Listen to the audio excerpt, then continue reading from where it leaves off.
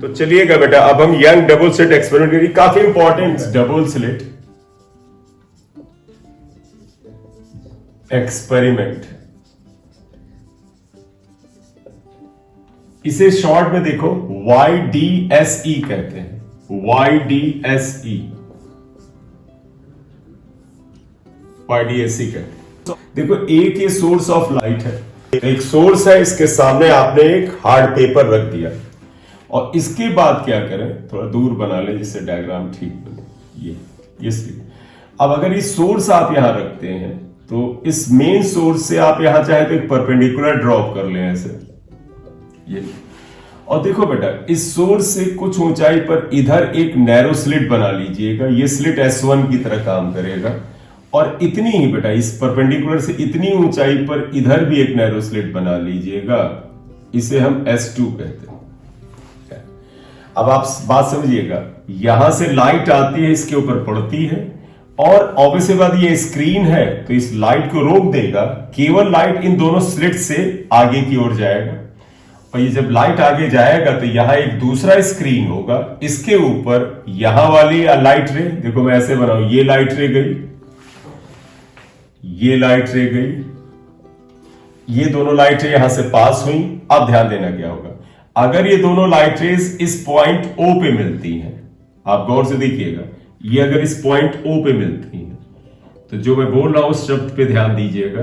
When these lights rates, देखो ये S1 से O लाइट जाती है, S2 से O लाइट जाती है, तो आप मुझे बताइएगा S1O की डिस्टेंस और S2O की डिस्टेंस क्या है, सेम है ना। Light coming from S1 to O यानी ये वाली दूरी, coming from S2 to O यानी ये दूरी, ये दोनों बराबर है।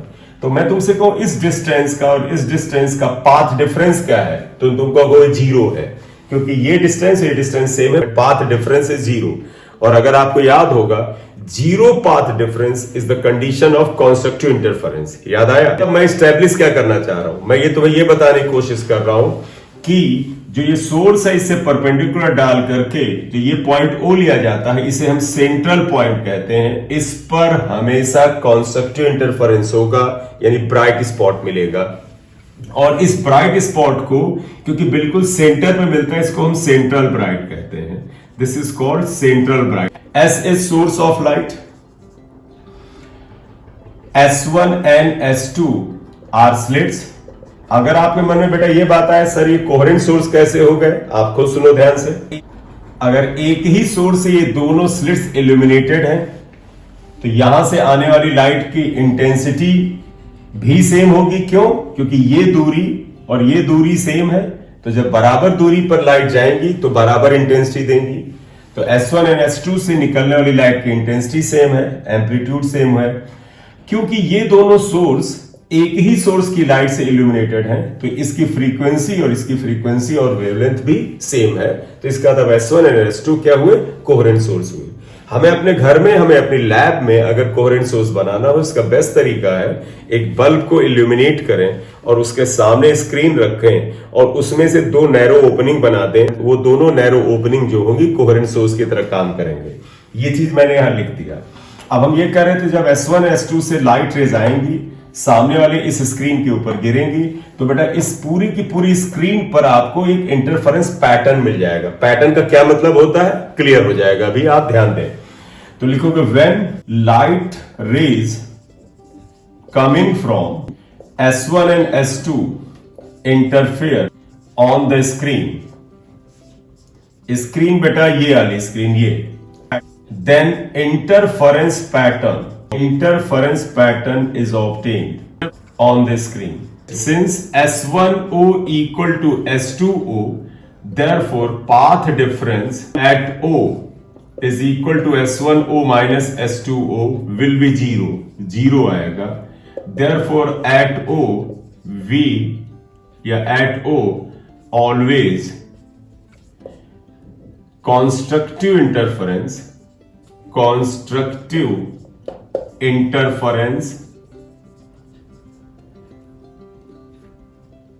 takes place and we get bright, जो बेटा ब्राइट स्पॉट होता है उसे फ्रिंज बोलते हैं, bright fringe at O, it is called central bright. Central bright को बेटा जीरो ऑर्डर ब्राइट भी कहते हैं, जीरो ऑर्डर ब्राइट फ्रिंज। बोले बेटा इतनी बात क्लियर है? ठीक है, याद नहीं करना है कुछ। तुम कहोगे S1O इक्वल टू S2O, यहां पे पार्ट डिफरेंस जीरो, कॉन्सेप्टिव इंटरफेरेंस, यानी कि हमेशा इस जगह पे ब्राइट स्पॉट आएगा, तो यहां पर जीरो ऑर्डर आपको ब्राइट मिलेगा। असल खेल इसमें कुछ कंडीशन डेराइव करना है और इसलिए ये जाकर के एक इंपॉर्टेंट डेरिवेशन में कन्वर्ट होगा, वो मैं तुम्हें बता रहा हूं। अब आप देखिएगा, सेंट्रल ब्राइट के दोनों तरफ यानी ऊपर की तरफ और नीचे की तरफ आपको एक सिमेट्रिकल इंटरफेरेंस पैटर्न मिलेगा। इंटरफेरेंस पैटर्न में जानते क्या होता है? अगर आपको इस जगह ब्राइट स्पॉट मिलता है तो इसके जस्ट बगल में डार्क स्पॉट मिलेगा, फिर उसके बगल में ब्राइट, फिर डार्क, फिर ब्राइट, फिर डार्क। यही चीज नीचे रहेगा। सेंट्रल ब्राइट था, इसके जस्ट बगल में डार्क, फिर bright, dark, bright, dark, bright. इस पैटर्न को, जिसमें डार्क और ब्राइट कलर्स के या डार्क और ब्राइट लाइट के स्पॉट्स मिलते हैं लगातार, इसे हम इंटरफेरेंस पैटर्न कहते हैं। इंटरफेरेंस पैटर्न में जो सबसे मिड में अगर सेंट्रल ब्राइट हो और ऊपर की तरफ इसकी स्प्रेडिंग और नीचे की तरफ स्प्रेडिंग अगर इक्वल हो तो हम कहते हैं इंटरफेरेंस पैटर्न सिमेट्रिकल है। तो यहां पर बेटा O के ऊपर और O के नीचे एक सिमेट्रिकल इंटरफेरेंस पैटर्न मिलेगा। तो एक लाइन लिख लो, मैं डिक्टेट कर रहा हूं, वही लिखो। On both side of O we get alternately dark and bright fringes, it is called interference pattern. देखो बेटा, S1 से ऊपर की तरफ मैं एक इधर पॉइंट ले रहा हूं। अब इवन आप बेटा एक काम कर सकते हैं, देखो ये वाली लाइन जो S1O और S2O है, ये हमारे लिए कोई बड़ी महत्वपूर्ण है नहीं, तो मैं मिटा दूंगा। आपको लगे पड़ा रहे और आप अच्छा सा डायग्राम बना सके इसके होने के बावजूद भी, तो पड़ा रहने दीजिएगा। एक्चुअल में अब हमें O की बात नहीं करनी, हमें बात करनी, यहां पर एक पॉइंट P है स्क्रीन के ऊपर, हमने कुछ दूरी पे एक पॉइंट P ले लिया। इस डिस्टेंस को आप Y ले लीजिएगा, Y या YM ले लीजिएगा। हम देखते हैं बेटा, YM को हम YN भी कर सकते हैं। हम कहेंगे पॉइंट P पर जो लाइट S1 से जाएगी, ये P पर जो S1 से लाइट जाती है और साथ ही साथ P से जो लाइट S2 से जाती है, देखो बेटा ये S2 से जाती है, और दोनों लाइट की अगर P पॉइंट पे मुलाकात होती है तो तुम देख सकते हो, बड़ा क्लियरली देख सकते हो बेटा, S2P की जो डिस्टेंस है वो S1P से काफी ज्यादा है। तो थोड़ा सा मैं नजदीक बना लूं क्योंकि अंतर कुछ ज्यादा लगता है। आप मान ले एक P पॉइंट यहां पर है और S1 से जो लाइट गई P पे मिली और S2 से लाइट गई और P पे मिली, ये। अब आप देखो बेटा, S2P is greater than S1P। तो अब आप मुझे बताएं बेटा, और खुद सोच के बताइएगा बड़ा simply, S2P is the path of the light coming from S2 and this is the path of the light coming from S1। तो पता है, अगर मैं कहूं P पर पाथ डिफरेंस क्या आएगा, तुम लिखोगे S2P माइनस S1P। बोले इतनी बात क्लियर? अगर ये path difference S2P minus S1P constructive interference के पाथ डिफरेंस की कंडीशंस को फॉलो करे, याद करो कॉन्सेप्टिव इंटरफेरेंस की कंडीशन पाथ डिफरेंस की थी m लैम्डा, तो फिर P पर आपको ब्राइट स्पॉट मिलेगा। और अगर ये path difference S2P minus S1P destructive interference की पाथ डिफरेंस की कंडीशंस जो थी बेटा m माइनस हाफ लैम्डा, उसको फॉलो करे, तो फिर यहां पर डार्क स्पॉट मिलेगा। यानी यू कैन नॉट से कि what kind of spot you will get at point P। तुम कहोगे either we will get bright spot at P और we will get dark spot. तो हमें उसी कंडीशन को यहां फाइंड आउट करना है। तो हम करने क्या जा रहे हैं, P पॉइंट पर path difference S2P minus S1P निकालेंगे और फिर हम कॉन्सेप्टिव की कंडीशन को एक बार अप्लाई करेंगे और फिर एक बार डिस्ट्रक्टिव को अप्लाई करेंगे और दोनों के रिजल्ट हमें मिलने लगेंगे। तो बेटा समझिएगा हमारा पर्पस क्या है, S2P minus S1P find out करना। बेटा इसको करने से पहले थोड़े से मेजरमेंट ले लेते हैं, लेबलिंग कर लेते हैं। बेटा जो S1 S2 होती हैं स्लिट्स कहते हैं। स्लिट्स के बीच की डिस्टेंस को बेटा हम D से लेते हैं। देखो बेटा ये स्लिट डिस्टेंस जो हुआ ये D के बराबर होता है, ये। तो यहां स्लिट डिस्टेंस S1 S2 के बीच की जो डिस्टेंस है इसे स्मॉल d से ले रहे हैं। और बेटा स्लिट से ये स्क्रीन के बीच की डिस्टेंस को कैपिटल D ले रहे हैं, तो इसे हम स्क्रीन डिस्टेंस कहते हैं। तो small d is slit distance capital D is बेटा स्क्रीन डिस्टेंस, स्क्रीन डिस्टेंस ये आ गया। क्लियर? अब आप आइएगा, यहां से लिख लेते हैं, late P is point on the screen at which we have to find out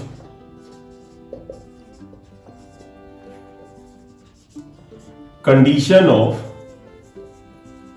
या conditions of constructive and destructive interference. What we have to find out the conditions of constructive and destructive interference, right? इसके लिए हमें करना क्या है, path difference पता करना पड़ेगा। आप ऐसा करो, S1 से इसके ऊपर एक परपेंडिकुलर ड्रॉप करो, ड्रॉप परपेंडिकुलर S1 के। इसका लॉजिक समझिएगा बेटा क्या हुआ, जब हम परपेंडिकुलर S1 के, सभी लोग सुनिएगा बेटा, S1 के परपेंडिकुलर ड्रॉप करेंगे, लॉजिक समझना। ये डिस्टेंस स्मॉल डी छोटा होता है और ये जो P पॉइंट है ये भी O से बहुत दूर नहीं होता है, तो ये पॉइंट भी थोड़ा नजदीक होता है, ये डिस्टेंसेस भी कम होती हैं, तो वास्तव में S2P S1P से बहुत बड़ा नहीं होता है। तो इस केस में अगर हम S1 के परपेंडिकुलर ड्रॉप करते हैं तो जानते बेटा क्या होता है, ये इतना हिस्सा इतने के बराबर होता है और ये पाथ डिफरेंस के बराबर आ जाता है। क्यों? मतलब इसका जो पाथ है ये इसकी तुलना में बस इतना ज्यादा है, तो this will be taken as path difference, इसे मैं डेल्टा एक्स से ले लूंगा। तो हम वही लिखे, ड्रॉप परपेंडिकुलर S1 के, लिखो देन S2 के is equal to delta X is path difference. बोलो, किसी के मन में प्रश्न हो तो पूछ लीजिएगा। तो इसका मतलब जानते बेटा क्या हुआ, we have to find out delta X, क्योंकि सारा का सारा बेटा constructive destructive interference path difference पे डिपेंड करता है, तो हमें डेल्टा एक्स पता करना है। तो एक काम करिएगा, इस एंगल को थीटा मान लें, लेट एंगल S2 S1 के equal to theta, therefore in triangle S1 S2 के, बेटा साइन थीटा निकाल ले रहा हूं, बताइएगा साइन थीटा। देखो साइन थीटा होता परपेंडिकुलर यानी delta X upon hypotenuse small D आएगा, स्मॉल डी इक्वेशन 1। बोले बेटा किसी को प्रॉब्लम? अब मैं ये काम कर रहा था, मैं C से P को मिला रहा हूं, देखो ज्वाइन CP, और फिर देखिएगा बेटा अगर ये डिस्टेंस YM छोटा है तो अगर ये एंगल थीटा होता है तो इसके छोटे होने की कंडीशन में ये एंगल भी थीटा के बराबर आ जाएगा। तो यहां लिखोगे ज्वाइन CP और फिर लिख दोगे since P is very close to O, therefore angle PCO is equal to angle S1 S2K equal to theta। ये इसके बराबर आ गया। अब हम ये ट्रायंगल ले रहे हैं बेटा, देखिएगा ये वाला triangle CPO, in triangle CPO हम tan थीटा निकाल सकते हैं। अगर आप देखो in triangle CPO tan theta क्या होता है बेटा, देखो tan थीटा होता है परपेंडिकुलर यानी YM अपॉन बेस, बेटा ये हुआ D, देखो perpendicular upon base, base is D, ये आ गया इक्वेशन 2। भैया ये डेरिवेशन बोर्ड में भी आता है और बहुत ही अच्छे से आता है, याद रखिएगा। कई बार डेरिवेशन हमारे न्यूमेरिकल के लिए भी मदद में रहता है, कुछ जगह पर हमें बहुत ज्यादा पर्टिकुलर फार्मूला इस्तेमाल नहीं होता तो फिर हमें डेरिवेशन पे जाना पड़ता है। चलिए वापस आए, तो पता अगर एंगल ये थीटा छोटा है, थीटा छोटा है, तो साइन थीटा और टैन थीटा दोनों बराबर होते हैं, याद आया? तो लिखोगे since theta is small, theta छोटा है, तो देयरफॉर आप बताएं क्या लिख देंगे, tan theta is equal to sine theta. Tan theta ये है बेटा YM upon D equal to sine theta है डेल्टा एक्स अपॉन डी। यहां डेल्टा एक्स क्या है बेटा, पाथ डिफरेंस, और अगर आपको ध्यान हो हमारा पर्पस ही पाथ डिफरेंस फाइंड आउट करना है, तो आप देखें therefore path difference delta x कितने के बराबर आया, YMD small d upon capital D। देखो बेटा डेरिवेशन तो चलो बोर्ड के पॉइंट ऑफ से याद रखो, ये फार्मूला तुम्हें याद रखना है, this is the path difference. ये बहुत ही इंपॉर्टेंट हमारे लिए क्वेश्चन आई, भाई साहब पाथ डिफरेंस मिल गया, Y M small D upon path difference destructive को फॉलो करेगा तो यहां डार्क स्पॉट मिलेगा, अगर एक कॉन्स्ट्रक्टिव को फॉलो करेगा तो ब्राइट मिलेगा। अब हम वही करने जा रहे हैं। चलिए देखिए, पहला पार्ट आएगा for constructive interference path difference दिखेगा। कॉन्स्ट्रक्टिव के लिए पाथ डिफरेंस डेल्टा एक्स होता था एम लैम्डा, जहां एम की वैल्यू 0 1 2 3 डैश डैश डैश थी। तो देखो डेल्टा एक्स की जगह ये वैल्यू डालने जा रहा हूं। Therefore Y M D by capital D is equal to M lambda. और बेटा जानते हो हमें क्या पता करना है? हमें वाई एम पता अब करना है, पार्ट डिफरेंस की मदद से वाई एम पता करना है। Therefore Y M is equal to, देखो ये आएगा M D lambda by D, ये जहां पर m की वैल्यू 0 1 2 3 डैश डैश डैश, इसको इक्वेशन x1 लिख दीजिए। बोले बेटा क्लियर? अब ये जानते हो बेटा कितना खूबसूरत सवाल यहां से बनता है। ये बताएं क्या पूछें, सुनिएगा। आपको इस कैपिटल डी दे देंगे, स्मॉल डी दे देंगे, लैम्डा प्रोवाइड कर देंगे और तुमसे बताएं क्या पूछेंगे? बताइए सेंट्रल ब्राइट पोजीशन से अगर मैं तुमसे कहूं पांचवें ब्राइट फ्रिंज का दूरी बताओ, मैं तुमसे कहता हूं find out distance of fifth bright fringe from O, तो तुम कहोगे सर फिफ्थ ब्राइट फ्रिंज के लिए m की जगह 5 रखिए।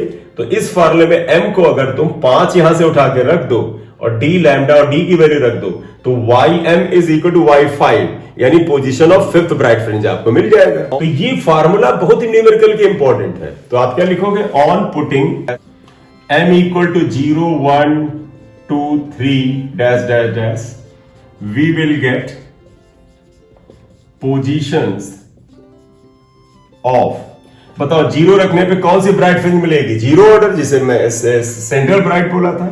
we will get positions of zero order, first order, 1 रखने से फर्स्ट ऑर्डर मिलेगा, second order dash dash dash bright fringe, bright fringe. बोले बेटा क्लियर है बात?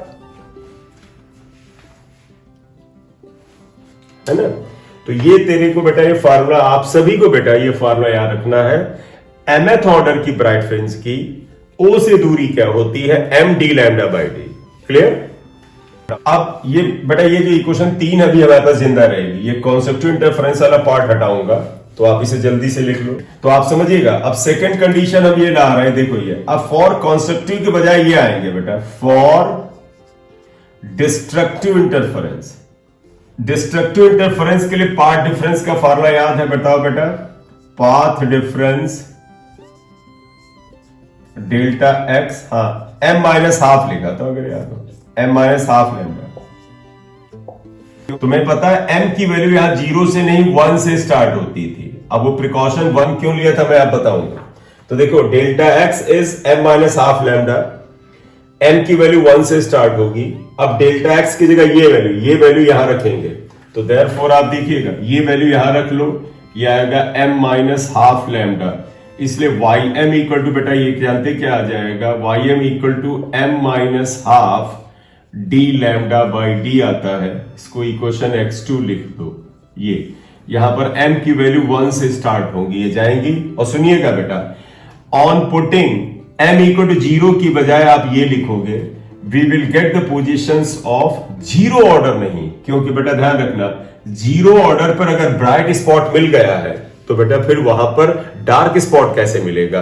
क्योंकि डार्क पे ब्राइट आ जाए तो उजाला हो जाता है। तो मेरे कहने का मतलब है जीरो ऑर्डर डार्क फ्रिंज नहीं मिलता है। ब्राइट फ्रिंज जीरो ऑर्डर में मिलेगा, फर्स्ट ऑर्डर सेकंड ऑर्डर सारे मिलेंगे, लेकिन जीरो ऑर्डर का डार्क नहीं मिलता है। इसीलिए क्या लिखते हैं? On putting m equal to 1 2 3 we will get the positions of, zero order हटा दो, first order second order and so on dark fringes, dark fringes. बोले बेटा चलिए। अब यहां पर एक टर्म आता है जो कि इस चैप्टर में हर जगह तुम्हारे कानों में गूंजता रहेगा। उस टर्म का नाम है फ्रिंज विड्थ। तो हेडिंग डालो फ्रिंज विड्थ। तुम्हें ये फार्मूला ध्यान रहना चाहिए, m minus half D lambda by T, और ब्राइट के लिए था m D lambda by T. तो हेडिंग डालो फ्रिंज विड्थ। ये डायग्राम अभी थोड़ी देर इसलिए रखते हैं क्योंकि एक चीज एक्सप्लेन करने के लिए जरूरत इसकी पड़ सकती है। अदरवाइज देख लेंगे। चलिए हटाइए। फ्रिंज विड्थ जानते कैसे बनता है? जैसे देखिएगा फ्रिंज कैसे बनता है, जो स्क्रीन था उस पर फ्रिंज बेटा ऐसे बनता है। जैसे स्क्रीन के ऊपर आपको यहां पर क्या होगा, यहां पर जीरो ऑर्डर का ब्राइट मिलेगा, ये ब्राइट स्पॉट ले रहा है, जो हम ये व्हाइट बना रहे ब्राइट, थोड़ा सा और बड़ा बनाना चाहे बना दे, ये जीरो ऑर्डर का ब्राइट मिला। इसके बगल में बेटा ये डार्क मिला, ये डार्क आया, इसके बगल में फिर ब्राइट आया, फिर इसके बगल में डार्क आया, देखो ये डार्क आया, फिर देखो ये ब्राइट डार्क ब्राइट डार्क, ये डार्क आया, ये ब्राइट आया। तुम्हारे मन में आएगा क्या सर डार्क और ब्राइट की विड्थ चौड़ाई सेम होती है? वही तो पता करना है, तो मैं भी बना दे रहा हूं, होती सेम इसलिए मैं बना दे रहा हूं। ये डार्क और ब्राइट फ्रिंजेस बनती, तो इंटरफेरेंस पैटर्न ऐसे बनता है, dark bright dark bright dark bright dark चलता रहता है। अब फ्रिंज विड्थ हमारी हेडिंग थी, तो हेडिंग डालिएगा फ्रिंज, इधर डाल दीजिए फ्रिंज विड्थ, इसे बीटा से लिखते हैं, फ्रिंज विड्थ इज बीटा। ये फ्रिंज विड्थ जानते क्या होता है बेटा? It is the distance between two consecutive dark और ब्राइट फ्रिंजेस। दो डार्क या ब्राइट फ्रिंजेस के बीच की जो डिस्टेंस होती है इसे हम फ्रिंज विड्थ कहते हैं। तो distance between two consecutive bright और डार्क फ्रिंजेस, ब्राइट और dark fringes is called fringe width, beta से लिखते हैं, राइट।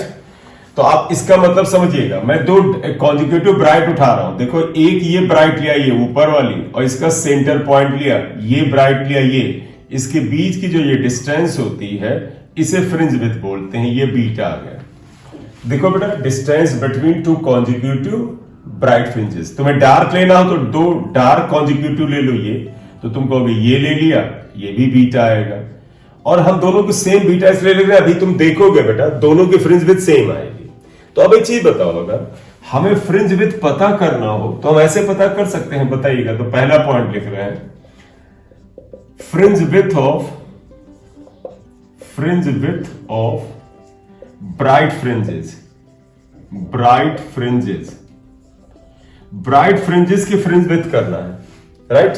अब एक चीज बताइएगा बेटा, जो तुम्हें स्क्रीन पे याद है ऐसे था, यहां सेंट्रल ब्राइट था, अगर मान ले यहां पर देखो बेटा इस जगह पे अगर फिफ्थ ब्राइट आ जाए और उसके बाद में ये मान ली यहां पर फिफ्थ ब्राइट आ जाए और यहां डार्क आए और इसके बगल में ये फोर्थ ब्राइट होगा, फोर्थ ब्राइट, तो अगर हम क्या करें, यहां से यहां ओ से फिफ्थ ब्राइट की दूरी जो था y5 और ये जो फोर्थ ब्राइट की दूरी था y4, y5 में से y5 माइनस कर दें तो हमें फ्रिंज की चौड़ाई पता चल जाएगी। बोलिए यही तो होगा तरीका,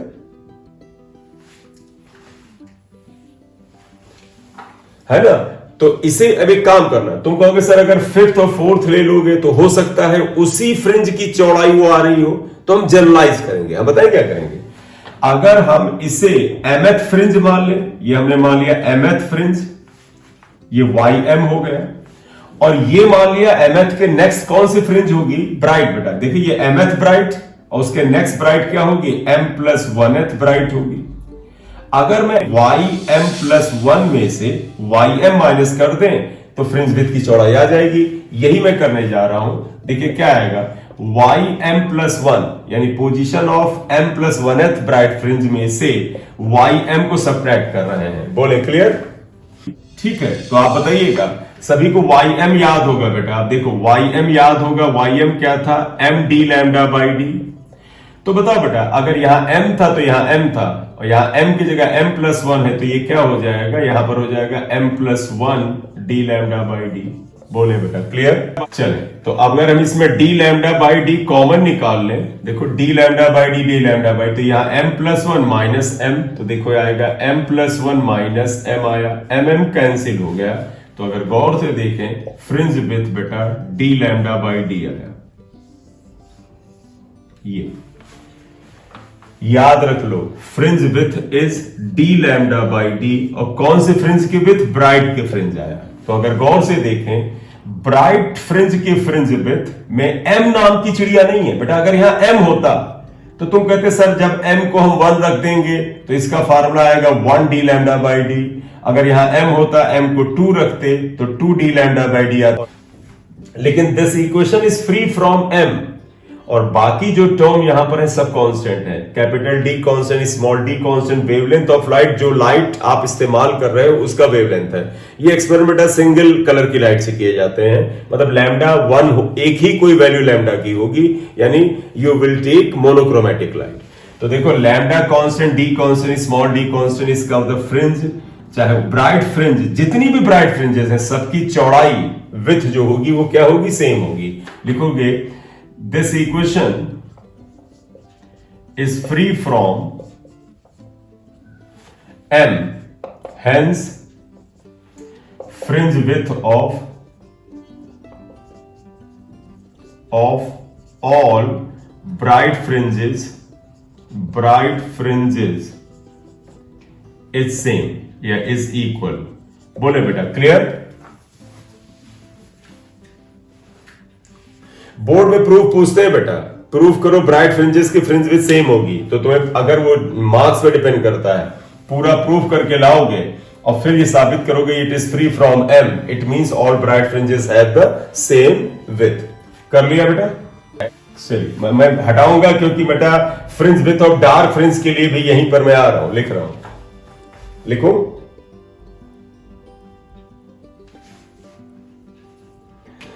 चले, तो देखो सेकेंड पार्ट आया fringe width of dark fringes.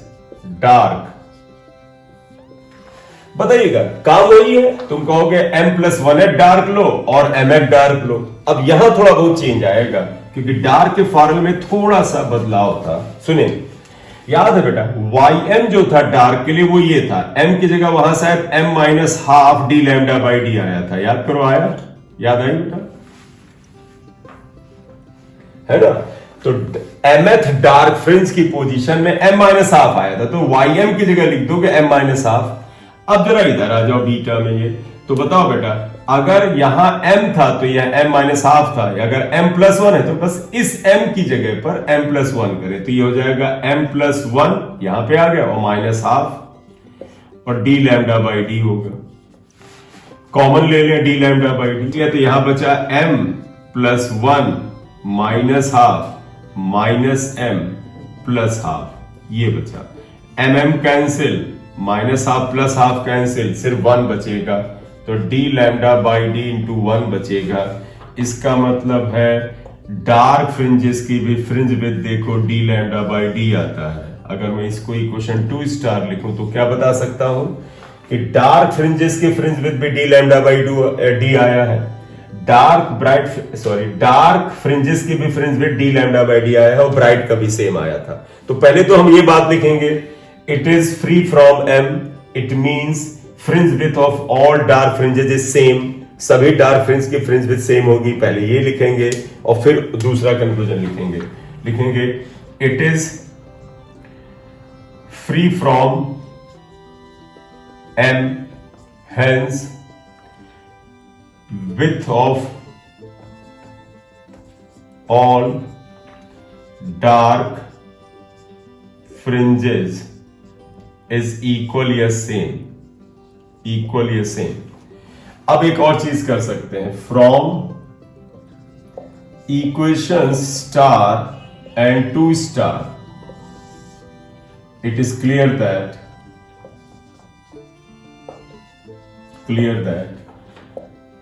width of dark and bright fringes is same, bright fringes is same। तो डार्क और ब्राइट दोनों फ्रिंजेस की जो फ्रिंज विथ होती है वो सेम होती है और डी लैम्डा बाई डी होती है। अब एक टर्म और आता है 2 मिनट वाला, 2 मिनट से भी कम टाइम का है, इसे बोलते हैं एंगुलर फ्रिंज विथ। तो न्यूमेरिकल ही यहां ज्यादा रहता है, एंगुलर फ्रिंज विथ। तो इसे थीटा से लिखते हैं, एंगुलर मतलब ही एंगल हुआ हमें याद। अब पहले तो मन में आएगा सर एंगुलर फ्रिंज विड्थ होता क्या है, कम से कम हम इसके बारे में तो जानकारी रखें। तो एक कंस्ट्रक्शन में एक चीज डायग्राम में शो कर रहा है, याद करिएगा। हमारे पास डबल स्लिट ऐसे थी, ये S1 था, ये यहां पर C पॉइंट लेते थे, ये S2 था, यहां पर S होता था, उसकी कोई जरूरत नहीं अभी, तो हम अभी नहीं ले रहे। ये स्क्रीन था यार, स्क्रीन के सामने सेंट्रल जीरो या सेंट्रल ब्राइट था। अब आप ध्यान रखिए, अगर मैंने यहां एक फ्रिंज बनाई ऐसे, मैंने बनाया ये ब्राइट फ्रिंज, थोड़ा ऊपर लिए जाते हैं, देखो ये ब्राइट फ्रिंज यहां तक, ये फिर हम बनाते हैं ये डार्क फ्रिंज और ये ब्राइट फ्रिंज। तो अब जरा यहां गौर से देखिएगा, देखो ये मान लें m+1th ब्राइट है, ये उसके पहले वाली ब्राइट है, इसके बीच की चौड़ाई को ही तो बीटा से लिखा गया था, फ्रिंज विड्थ है, बोले बेटा यही तो है। अब एक काम करना, सुनना, ये जो C है S1 S2 स्लिट्स का जो सेंट्रल पॉइंट है, यहां से आप ऊपर वाली ब्राइट की इस पोजीशन को मिलाएं। आप ऐसा करें, इसे ले जाएं और इसको मिलाएं, और इसको ले जाकर के इससे मिलाते हैं। तो हमने क्या किया, इसका ये पॉइंट जहां से इसको नापा था, ये मिलाया, और इसने सेंटर पे जाकर के ये जो C पॉइंट है, इस पे एक एंगल सबटेंड कर दिया, दिस एंगल इज थीटा। इसी को एंगुलर फ्रिंज विड्थ कहते हैं। तो अगर गौर से देखिएगा, शब्दों में थोड़ा मैं एक परिवर्तन करूं, बीटा को हम लीनियर फ्रिंज विड्थ भी कह सकते हैं, क्योंकि ये लंबाई के फॉर्म में है। किसी भी लीनियर फ्रिंज विड्थ के द्वारा C पर जो सेंट्रल पॉइंट है, या S1 S2 का जो मिड पॉइंट है, उस पर जो एंगल सबटेंड होता है, this is called angular fringe width. तो ये भी ध्यान होगा कि स्क्रीन डिस्टेंस D के बराबर है, ठीक है। तो इस डायग्राम में क्या है, theta is angular fringe width. Definition wise आप जरूर कह सकते हैं angle subtended by fringe width at C। तो angle subtended by fringe width at C is called angular fringe width. अब बताना बेटा, सिंस एंगल इक्वल टू होता है आर्क अपॉन रेडियस, देखो एंगल को थीटा ले लो, आर्क इज दिस बेटा बीटा, आर्क इज बीटा, और रेडियस बेटा ये आ जाएगा D। तो अगर एंगुलर फ्रिंज विड्थ की बात करें तो इनिशियली तो ये आया, पहले नंबर पे ही आया, beta by D is screen distance, clear. अब एक काम करो, बीटा का फार्मूला भी तुम्हें पता है, beta equal to D lambda by D था अपॉन D। तो angular fringe width is lambda by D। तो आप इस फॉर्म में तो बेसिकली याद रखें, और डायरेक्ट फॉर्म में आप याद है।